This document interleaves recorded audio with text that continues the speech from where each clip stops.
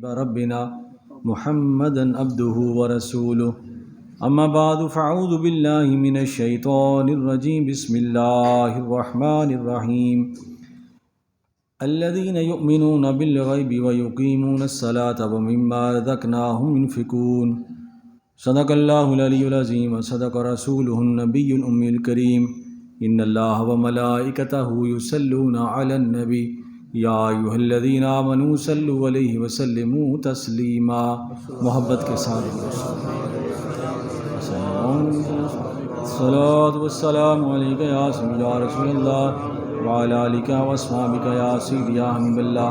الصلاۃ والسلام علیک یا سیدی یا رسول اللہ وعلی آلک واصحابک یا سیدی یا حبیب اللہ. حضرات محترم، اللہ تعالیٰ کا لاکھ لاکھ شکر ہے جس کے فضل و کرم سے میں آپ سب جمعۃ المبارک کی اس پاکیزہ گھڑیوں میں حاضر ہیں. اللہ تعالی ہماری اس حاضری کو اپنی بارگاہ میں قبول فرمائے اور جو سنے سنائیں اس پر ہم سب کو عمل کرنے کی توفیق عطا فرمائے. پچھلے جمعۃ المبارک میں سورہ البقرہ کی چند آیات آپ کے سامنے تلاوت کی تھی، تو اللہ تعالیٰ ایمان والوں کی نشانیاں بیان فرماتے ہیں. تو سب سے پہلی الذین یؤمنون بالغیب کہ وہ غیب پر ایمان رکھتے ہیں، اور دوسری نشانی یہ ہے وَيُقِيمُونَ الصَّلَاةَ وہ نماز پڑھتے ہیں، نماز کو قائم کرتے ہیں. نماز قائم کرنا یہ ہوتا ہے کہ وہ کبھی بھی نماز میں سستی نہیں کرتے، نماز میں ریاکاری نہیں کرتے، نماز کو ادھورا نہیں چھوڑتے، بلکہ اپنی کوشش کے مطابق وہ تمام ارکان صلاۃ کو صحیح طریقے سے ادا کرنے کی کوشش کرتے ہیں. حضور نبی پاک صلی اللہ علیہ وآلہ وسلم نے ارشاد فرمایا نماز میں چوری نہ کیا کرو. یا رسول اللہ نماز میں چوری کیا ہوتی ہے؟ فرمایا کہ نماز کی چوری یہ ہے کہ تم رکوع و سجود صحیح نہ کرو، ان میں جو پڑھنا ہے اسے صحیح طریقے سے نہ پڑھو، تو یہ نماز کی چوری ہے. تو کوشش کریں کہ جس طرح اللہ کے نبی نے نماز پڑھنے کا حکم دیا ہے اسی طرح پڑھیں، اور جتنی تعداد میں تسبیحات یا قرآن پاک کی تلاوت پڑھنے کا حکم دیا ہے اسی طرح پڑھیں، اور ایک اپنی طرف سے اچھا سا ایک تحفہ بنا کر وہ اللہ کی بارگاہ میں پیش کریں، اور پھر اللہ تعالیٰ سے یہ حسن ظن رکھیں کہ اللہ تعالیٰ میری اس نماز کو قبول کرے گا. کیونکہ اللہ تعالیٰ کی بارگاہ میں بدگمانی نہیں کرنی، اپنی طرف سے صحیح پیش کریں، کیونکہ چاہے کتنا بھی خوبصورت عمل کر لیں وہ اللہ تعالیٰ کی ذات کے شایان شان تو نہیں ہوتا، لیکن اس کا حکم ضرور پورا ہوتا ہے کہ میرے بندے نے مجھے سجدہ کیا ہے، نماز پڑھی ہے اور رکوع و سجود اچھے طریقے سے کیے ہیں. تو 750 مرتبہ اللہ تعالیٰ نے نماز پڑھنے کا حکم دیا ہے، اور نماز قائم کرنے کا حکم ارشاد فرمایا ہے بعض مقامات پر. اس کا مطلب یہ ہے کہ اس میں سستی نہ کرو، اور ایک بڑا عجیب، ایک بڑا پیارا سا ایک سکون ملتا ہے نماز میں. اور ایک انسان سارا دن مصروف رہے، آج کل تو ویسے ہی دن چھوٹا ہے، تو ظہر پڑھتے ہیں اور ساتھ ساتھ عشاء کا وقت آ جاتا ہے، پھر ایک لمبی رات ہوتی ہے. تو کوشش کریں کہ اتنے مختصر وقت میں کوئی نماز مس نہ ہو. تو انسان کام کرتا ہے تو ظہر کا وقت آ جاتا ہے، تو بندہ باہر نکلتا ہے، وضو کرتا ہے اور مسجد میں جاتا ہے، اللہ کو یاد کرتا ہے، تو کچھ وقت کے لیے روح کو غذا ملتی ہے، بندہ پھر تر و تازہ ہو جاتا ہے. پھر آتا ہے، پھر عصر کا وقت ہو جاتا ہے، پھر مغرب کا، پھر عشاء کا، تو 5 نمازیں، اور ثواب کتنا؟ 50 نماز. حضور نے فرمایا نماز میری آنکھوں کی ٹھنڈک ہے، جس نے مجھے راضی کرنا ہو ٹھنڈک کی اس سے مجھے خوشی ہوتی ہے.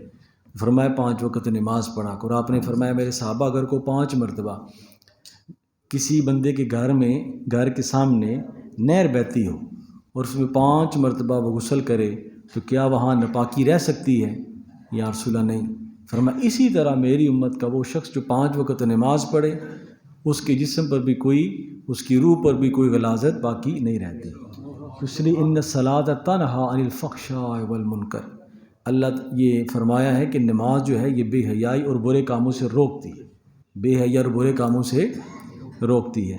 تو فرمایا کہ وہ نماز قائم کرتے ہیں. تقوی والوں کی ایک نشانی یہ ہوتی ہے جو بندہ نماز نہیں پڑھتا، اللہ تعالیٰ کی اس حکم کو پورا نہیں کرتا، وہ کچھ بھی نہیں ہے. اور نماز جو ہے وہ کسی حالت میں معاف نہیں ہے. ہاں اگر کھڑے ہو کر نہیں پڑھ سکتے بیٹھ کے پڑھیں، بیٹھ کے نہیں پڑھ سکتے لیٹ کے پڑھ لیں، لیٹ کے بھی نہیں پڑھ سکتے تو پھر معافی ہے۔ ہاں پھر وہ معافی ایسی ہے کہ اگر وہ بندہ نمازی پرہیزگار ہے اور وہ نہیں پڑھ سکتا، بیمار ہو گیا ہے، تو اللہ تعالیٰ اپنے فرشتوں سے کہتے ہیں اے میرے فرشتے مجھے یہ بتاؤ کہ جب یہ تندرست تھا تو نماز پڑھتا تھا؟ یا اللہ پڑھتا تھا۔ فرمایا اب نہیں، فرمایا یا اللہ اب اسے پڑھی نہیں جاتی۔ فرمایا ایک نماز، جب بھی نماز کا وقت آئے اس کے نامہ اعمال میں ایک نماز کا ثواب لکھ دو، کیونکہ اس کی صحت میں نے لے لی ہے، تو اس کے سامنے عذر آ گیا ہے، نہیں پڑھ سکتا لیکن ثواب اسے ملتا رہتا ہے، اسے پہنچتا رہتا ہے۔ تو یہ تو اس کی شان کریمی ہے۔ تو جہاں تک ہو سکے اپنے اعضاء کو شکرانے کے لیے، نماز ایک بہترین شکرانہ ہے اللہ کی بارگاہ میں۔ اور پھر جمعہ جو ہے یہ اس کی بڑی بہار ہے، ان یوم الجمعۃ عید للمؤمنین، یہ جو جمعے کا دن ہوتا ہے ایمان والوں کے لیے عید کا دن ہوتا ہے، اس لیے عبادات کا بڑا اہتمام کیا کریں، بڑا اہتمام کیا کریں۔ پھر آگے اللہ تعالیٰ ارشاد فرماتے ہیں وَمِمَّا رَزَقْنَاهُمْ يُنْفِقُونَ، اور تقوی والوں کی یہ بھی نشانی ہے کہ جو اللہ تعالیٰ انہیں دیا ہوتا ہے اس میں سے وہ خرچ کرتے ہیں۔ ایک تو اس کا ظاہری معنی یہ ہے کہ اللہ تعالیٰ کسی کو مال دیتے ہیں تو وہ اس میں سے خرچ کرتا ہے، اور ایک اس کا معنی یہ ہے کہ اللہ نے جو کچھ اسے دیا ہے وہ اس میں سے خرچ کرتا ہے۔ کوئی بھی اسے طاقت دی ہے، کوئی بھی اسے جو ہے وہ علوم دیے ہیں، کوئی بھی اسے ایسا معاملہ دیا ہے کہ وہ لوگوں میں تقسیم کر سکتا ہے، تو وہ ہر اس چیز کو تقسیم کرتا ہے جو اللہ نے اسے عطا کی ہے۔ حضور علیہ الصلوۃ والسلام نے ایک دفعہ صحابہ کرام سے پوچھا کہ مجھے یہ بتاؤ سب سے بڑا سخی کون ہے؟ تو صحابہ نے عرض کی اللہ و رسولہ عالم، اللہ اس کا رسول بہتر جانتے ہیں سب سے بڑا سخی کون ہے۔ تو اللہ پاک نے فرمایا اللہ اجود وجودا، اللہ سب سے بڑا سخی ہے، اللہ سب سے بڑا سخی ہے۔ اور پھر ثم من، یا رسول اللہ اس کے بعد کون سب سے بڑا ہے؟ فرمایا انا، میں صحابت کے اعتبار سے اللہ کے بعد سب سے بڑا سخی ہوں۔ نعرہ تکبیر، نعرہ رسالت، نعرہ حیدری، عظمت و شان مصطفیٰ، انا اجود مقام مصطفیٰ، انا اجود وجودا من الناس، اب لوگوں میں اللہ کے بعد سب سے بڑا سخی میں ہوں۔ سبحان اللہ۔ اسی لیے اللہ پاک نے ارشاد فرمایا وَأَمَّا السَّائِلَ فَلَا تَنْهَرْ، جو بھی سائل آ جائے اسے جھڑکنا نہیں، اسے عطا کرنا ہے، اسے عطا کرنا ہے۔ تو فرمایا کہ اس کے بعد صحابہ نے کیا رسول اللہ اس کا رسول بہتر جانتے ہیں، آپ نے فرمایا وہ عالم دین جس کو اللہ پاک نے علم دیا ہے تو وہ اپنا علم لوگوں میں تقسیم کرتا ہے۔ میرے بعد سب سے بڑا سخی وہ ہے، کیونکہ علم جو ہے یہ نبی کی وراثت ہوتی ہے۔ تو فرمایا کہ اللہ تعالیٰ جو بھی انسان، اب دیکھیں نا آپ کو کوئی اچھی بات پہنچی ہے، آپ نے سنی ہے، تو جو نہیں سن سکے ان کو سنانا یہ بھی اس آیت کے ضمن میں آتا ہے۔ جو میں نے تمہیں دیا ہے، اب میرے پاس جو اللہ پاک کی توفیق سے جو مجھے عطا ہوا میں کوشش کروں کہ میں اسے پہنچاؤں۔ آپ کو جو چیز پہنچی ہے آپ کوشش کریں کہ جو اس کو نہیں جانتا وہ اس تک اس چیز کو پہنچائے، تاکہ یہ حضور کے دین کا نور نسل در نسل آگے چلتا رہے اور یہ پیغام نسل در نسل آگے چلتا رہے۔ تو فرمایا جو میں نے انہیں عطا کیا ہے وہ اس میں سے خرچ کرتے ہیں، وہ اس میں سے۔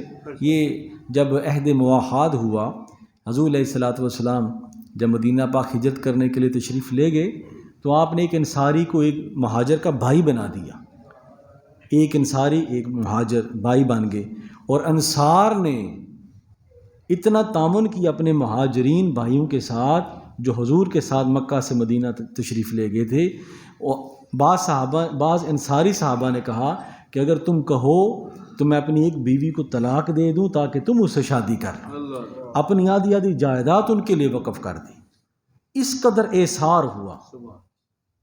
حضرت علی شیر خدا رضی اللہ تعالیٰ عنہ آخر میں اکیلے رہ گئے نا، جب سب کو بھائی بھائی بنا دیا تو عرض کی یا رسول اللہ مجھے آپ نے کسی کا بھائی نہیں بنایا۔ آپ نے فرمایا انت اخی فی الدنیا والآخرہ، تو دنیا اور آخرت میں میرا بھائی ہے۔ یہ حضور مولا کائنات کی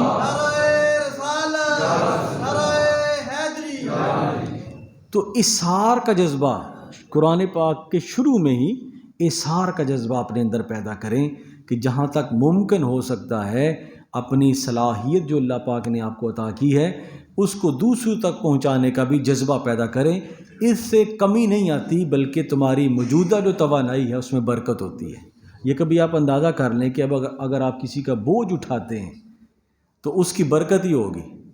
سب سے پہلی چیز تو یہ ہے کہ جس کی آپ نے تکلیف دور کی ہے وہ آپ کے لیے دعا ضرور کرے گا.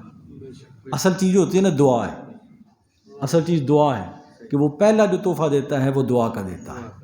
تو یہ اصرار کا جذبہ اپنے اندر پیدا کریں. وہ حدیث پاک میں آتا ہے نا کہ ایک مرتبہ یہ بڑی عید کے موقع پر ایک صحابی کے گھر میں ایک بکری کی سری آ گئی.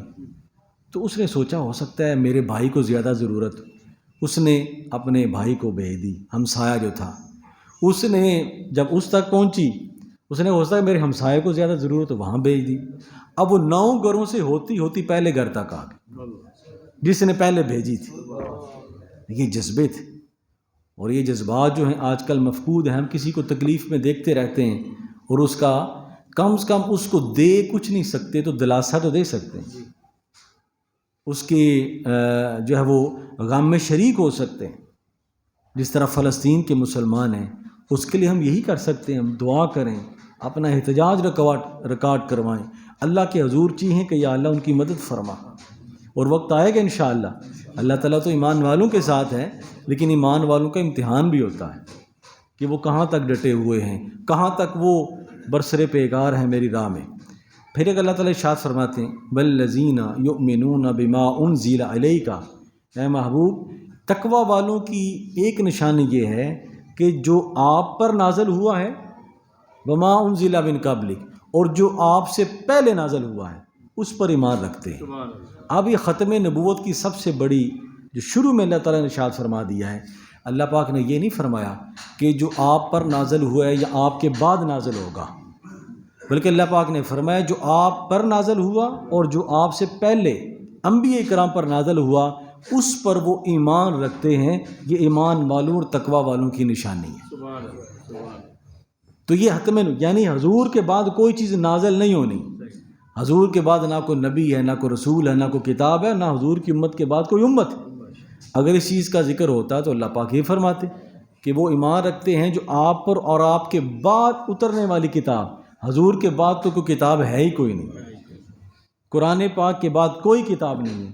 فرمایا آپ خاتم النبیین ہیں, ایمان والے آپ پر بھی ایمان رکھتے ہیں, آپ پر اترنے والی کتاب پر بھی ایمان رکھتے ہیں, اور جو آپ سے پہلے نبی رسولوں پر کتابیں اتر چکی ہیں ان پر بھی ایمان رکھتے ہیں. اور ایک بات اللہ تعالیٰ ارشاد فرماتے ہیں وبالآخرۃ هم یوقنون, وہ آخرت پر یقین رکھتے ہیں. اب ہمارا یہ ایمان ہے, ہمارا یقین ہے کہ یہ زندگی جو ہے یہ عارضی ہے, یہ امتحان گاہ ہے, یہ دار العمل ہے, اگلا جہان بھی ایک ہے. دیکھیں ایک ہے عالم ارواح جہاں سے انسان آتا ہے, یہ عالم دنیا ہے, یہ امتحان گاہ ہے, سینٹر ہے, امتحانی سینٹر ہے. یہاں اپنے امتحان دینا ہے. آپ کو رزق مل رہا ہے, آپ کو صحت مل رہی ہے, آپ کو اولاد مل رہی ہے, آپ کو گھر مل رہا ہے, آپ کے لیے طرح طرح کے انواع و اقسام کی نعمتیں اللہ پاک نے پیدا کی ہیں, ان کو آپ نے کھانا ہے, اللہ کا شکر کرنا ہے جو اللہ نے حکام دیے ہیں. تو یہ امتحانی سینٹر ہے. آگے آگے عالم برزخ, جب بندہ قبر میں جاتا ہے تو عالم برزخ ہوتا ہے. جو دنیا میں کیا ہوتا ہے اس کے اثرات عالم برزخ میں رونما ہوتے ہیں. جب تک یہ عالم برزخ اس وقت تک چلنا ہے جب تک قیامت نہیں آ جاتی. یہ قیامت تک عالم برزخ ہے, اور بندے کو وہی ہوائیں آتی ہیں, وہی جزائیں یا سزائیں ملتی ہیں جو دنیا میں رہتے ہی وہ کرتا تھا. میں یہاں بڑا ایک خوبصورت حدیث پاک پڑھا رہا تھا. جب اللہ تعالیٰ نے حضرت آدم علیہ السلام کو پیدا کیا تو حضرت آدم علیہ السلام کی پشت پر ہاتھ پھیرا تو چیونٹیوں کی طرح اولاد جو ہے جاری ہو گئی. کن فیکون, وہ مالک ہے, وہ خالق ہے. تو ساری اولاد اللہ تعالیٰ نے حضرت آدم علیہ السلام کے سامنے پیش کر دی کہ یہ آپ کی ساری اولاد ہے اور آپ بابا انسانیت ہیں, تمام انسانوں کے آپ والد ہیں, باپ ہیں, آپ سے نسل انسانی ہم چلائیں گے. حضرت آدم علیہ السلام نے دیکھا کہ ایک بڑا خوبصورت نوجوان ہے جس کی پیشانی سے نور چمک رہا ہے. سبحان اللہ. فرمایا یا اللہ یہ نوجوان کون ہے؟ فرمایا یہ آپ کی اولاد میں نبی ہیں حضرت داؤد علیہ السلام. سبحان اللہ. یہ نور بشر کے جھگڑے ہم نے یہاں ڈالے ہوئے ہیں. نبی نور ہی ہوتا ہے. سبحان اللہ. وہ عالم ارواح میں بھی نور ہوتا ہے, عالم دنیا میں نور ہوتا ہے, آگے بھی نور ہی نور ہوتا ہے. تو نور کی وجہ سے حضرت آدم علیہ السلام نے فرمایا یا اللہ یہ اتنا خوبصورت ہے. اب حضرت داؤد علیہ السلام اتنے خوبصورت تھے کہ حضرت آدم علیہ السلام, باپ اپنے بیٹوں کو دیکھ کر خوش ہوتا ہے نا, جو زیادہ خوبصورت ہو تو اس سے زیادہ ہیں جی.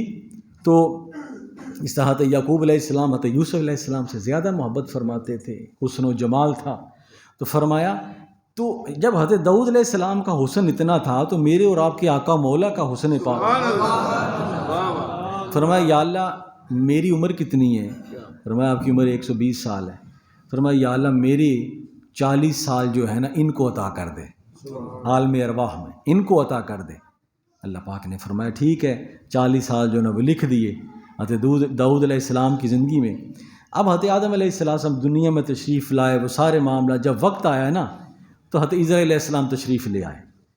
آپ نے فرمایا اسرائیل 40 سال پہلے ہی آگے ہو. اس سے پتہ چلتا ہے کہ نبی کو اپنے آخری وقت کا پتہ ہوتا ہے میری عمر کتنی ہے.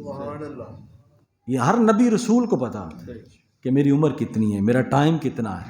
یہ ایک راز ہوتا ہے کہ وہ ساری چیزیں آشکار نہیں کرتے. اس لیے صحابہ کرام پوچھتے تھے نا یا رسول اللہ قیامت کب آئے گی؟ تو حضور فرماتے تم نے قیامت کے لیے تیاری کیا کی ہے؟ کیونکہ یہ ایک راز ہے نا جی. پھر وہ صحابہ بتاتے یا رسول اللہ پھر قیامت کی نشانیاں بتائیں. حضور قیامت کی نشانیاں بتاتے.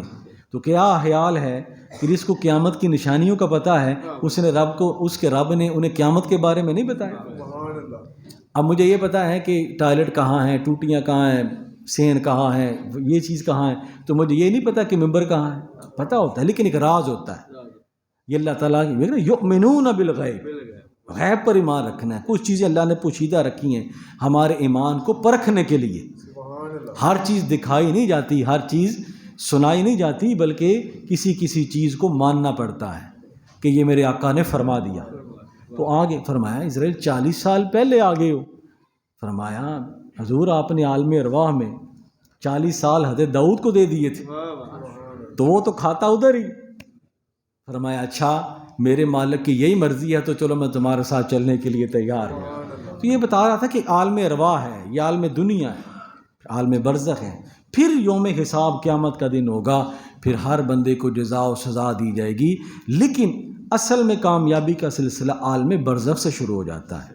تو فرمایا وبالآخرۃ ہم یوقنون, میرے جو ایمان والے بندے ہیں وہ آخرت پر یقین رکھتے ہیں.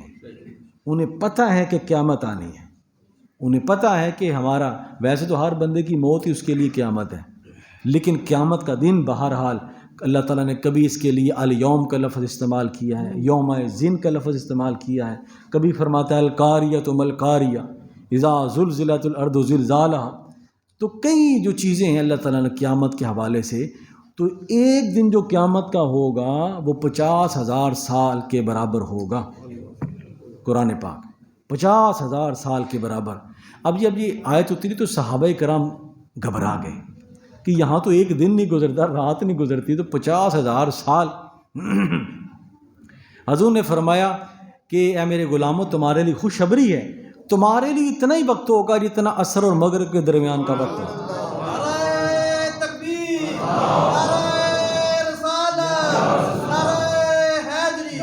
تمہارے لیے اتنا ہی وقت ہوگا. تو بات یہ ہے کہ یہ ان کے لیے ہے جنہوں نے دنیا میں رہتے اللہ کو راضی کیا ہے. فرمایا یہ تقوی والوں کی نشانیاں ہیں. اللہ پاک ارشاد فرماتے ہیں اولئک علی ھدی من ربہم, یہ وہ لوگ ہیں جو اپنے رب کی طرف سے ہدایت پر ہیں, جو اپنے رب کی طرف سے ہدایت پر ہیں. اللہ تعالیٰ نے انہیں سیدھے رستے کے لیے چن لیا ہے. میں نے آپ کو کئی مرتبہ کہا کہ بات وہی حق ہے, سچ ہے جو اللہ اس کے رسول نے فرما دی. جتنے آپ عقلی گھوڑے دوڑا لیں, فلسفے گھوڑے دوڑا لیں, اپنی مرضی کر لیں, کامیابی اسی بات میں ہے جو ہمارے پروردگار نے فرما دی ہے. جس نے پیدا کیا ہے اسے پتہ ہے کہ کامیابی کا راستہ کون سا ہے, کامیابی کی راہ کون سی ہے. فرمایا اولئک ھم المفلحون, یہ وہ لوگ ہیں جو فلاح پانے والے ہیں۔ فلاح کہتے ہیں ایسی کامیابی جو دنیا میں بھی ہو اور آخرت میں بھی، دونوں جہانوں میں کامیابی۔ تو فرمایا یہ ان چیزوں پر عمل کرو، میں تمہیں دنیا میں بھی کامیاب کر دوں گا، آخرت میں بھی کامیاب کر دوں گا۔ اللہ تعالی ہمیں عمل کی توفیق عطا فرمائے، قرآن فہمی عطا فرمائے۔ وما علینا الا البلاغ وآخر دعوانا الحمد للہ رب العالمین۔ سنتے ہیں، عطا فرمائے۔